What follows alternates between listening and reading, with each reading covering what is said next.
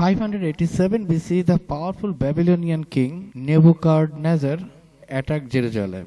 He destroyed the first temple, which was built by Solomon. He destroyed the temples and devastated the city of Jerusalem. He then captured a large portions of Jewish populations and took them to Babylon.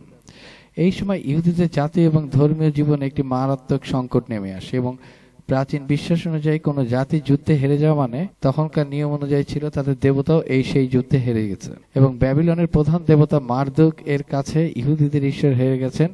এটি ছিল তখন প্রচলিত একটি সত্য, এমনটাই ধরে নেওয়া হয়েছিল। এবং ব্যাবিলনের দাসত্বে থাকা অবস্থায় ধর্মীয় চিন্তাবিদরা একটি বৈপ্লবিক দর্শনের জন্ম দেন। তারা বললেন যে ইয়াহওয়ে ব্যাবিলনের দেবতার কাছে আসলে হেরে যাননি, বরং ইসরায়েলিদের পাপ এবং ধর্মীয় বিচ্যুতির শাস্তি হিসেবে ইয়াহওয়ে নিজেই ব্যাবিলন এবং নেবুকাদনেজারকে মাধ্যমে এই শাস্তি দিয়েছেন ইহুদিদেরকে। এই গল্পটি তারা বললেন এবং এই গল্পটি বিশ্বাস করলেন এবং এই ধারণা থেকে ইয়াহওয়ের ক্ষমতাকে কেবল জেরুজালেম বা ইসরায়েলের অঞ্চলের মধ্যে সীমাবদ্ধ না রেখে পুরো বিশ্ব এবং অন্যান্য সাম্রাজ্যের উপরও তার একক সার্বভৌমত্ব বলে মেনে নেওয়া হলো এবং এই সময় একক ঈশ্বরবাদ বা মনোথিইজমের পূর্ণাঙ্গ রূপ লাভ করে। এর আগে তারা ইয়াহওয়েকে নিজেদের প্রধান বা গোত্রীয় ঈশ্বর হিসেবে দেখলেও ব্যাবিলনীয় বন্দিদশার মাধ্যমে তারা তাদের দেবতাকে এই সবার দেবতা হিসেবে ঘোষণা করে এবং মারদুক বা অন্যান্য দেবদেবী আসল ঈশ্বরই নয়, তারা কেবল কল্পিত মূর্তি। একমাত্র ইয়াহওয়ে সমগ্র মহাবিশ্বের সৃষ্টিকর্তা এবং একমাত্র সত্য ঈশ্বর। এরপরে ব্যাবিলনের পতন এবং সাইরাস দ্য গ্রেট এর আগমন। খ্রিস্টপূর্ব 539 অব্দে পারস্যের হাজামনিসি সাম্রাজ্যের মহান সম্রাট সাইরাস দ্য গ্রেট ব্যাবিলন আক্রমণ করেন এবং ব্যাবিলন শহরের অভ্যন্তরীণ কোন্দল এবং পারস্যের সামরিক কৌশলের কাছে ব্যাবিলনের তৎকালীন শাসক বেলশাজার এবং নবনিডোসের পতন ঘটে এবং ব্যাবিলন যুদ্ধে হেরে যায়। ইহুদি ধর্মগ্রন্থে অর্থাৎ ইসাইরিয়া পুস্তকের সম্রাট সাইরাসকে ইয়াহওয়ের মনোনীত এবং অভিষিক্ত মেসিয়া হিসেবে বর্ণনা করা হয়, যিনি ইয়াহওয়ের আদেশে ব্যাবিলন ধ্বংস করতে এসেছিলেন। এবং ব্যাবিলন জয়ের পর সম্রাট সাইরাস এক ঐতিহাসিক ঘোষণা দেন।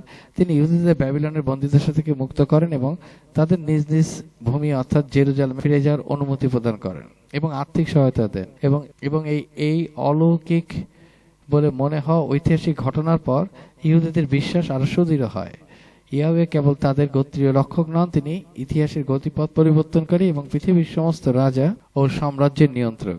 অর্থাৎ ব্যাবিলনের শক্তিশালী দেবতা মারদুক বা ব্যাবিলনীয় সাম্রাজ্যের সবাই ইয়াহওয়ের ইচ্ছার কাছে পরাজিত।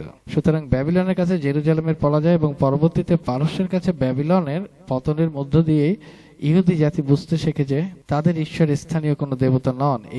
এই ঐতিহাসিক সংকট ও পুনরুত্থানের মধ্য দিয়ে ইয়াহওয়ে আঞ্চলিক ঈশ্বর থেকে সমগ্র বিশ্বজগতের একক এবং অদ্বিতীয় পরমেশ্বর হিসেবে চূড়ান্ত রূপ লাভ করেন। এটা হচ্ছে ইতিহাস এবং জুইসদের যে ধর্মগ্রন্থ সেখানকার বর্ণনা। দুইটা পারস্পরিক একটা মিল পাওয়া যায়, কিন্তু ইসলাম says that ancient humanity was originally monotheistic and that all prophets taught one God.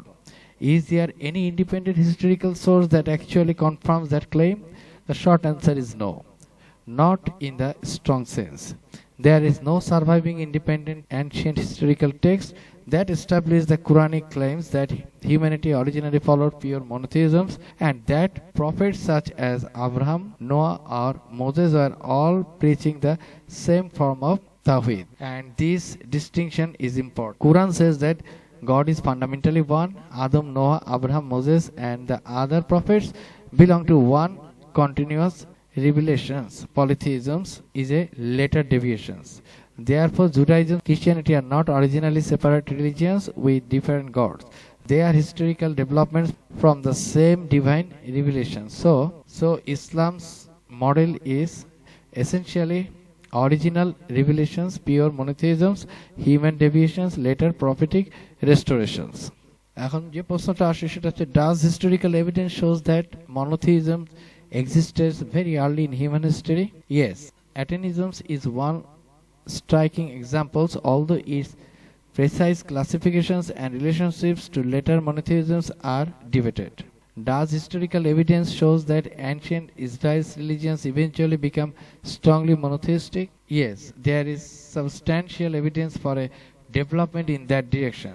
The pre-exilic inscriptions are actually important evidence for why scholars reconstruct a development rather than simply assuming fully developed monotheisms from the beginning.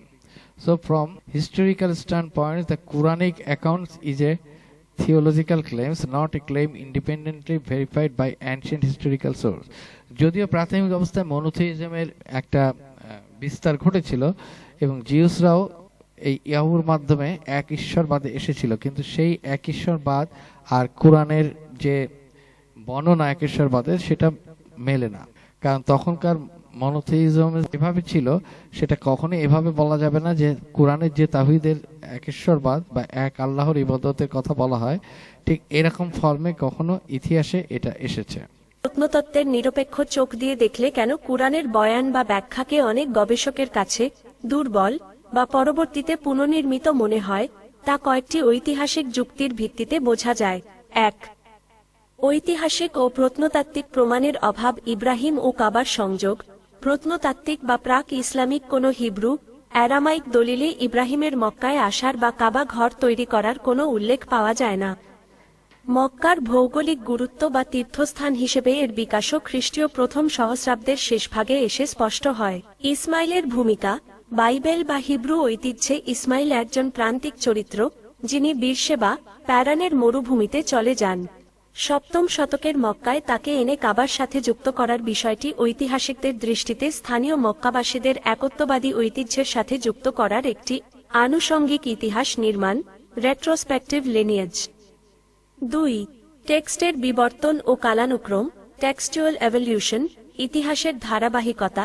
ঐতিহাসিক দৃষ্টিকোণ থেকে Tanakh, Hebrew Bible, লেখা হয়েছে খ্রিস্টপূর্ব প্রথম সহস্রাব্দ ধরে এবং নতুন নিয়ম, নিউ টেস্টামেন্ট, লেখা হয়েছে প্রথম শতকে। কুরআন এসেছে ৬০০ বছর পর, ৭ম শতকে। সংবাদ সরবরাহ ও তথ্য রূপান্তর।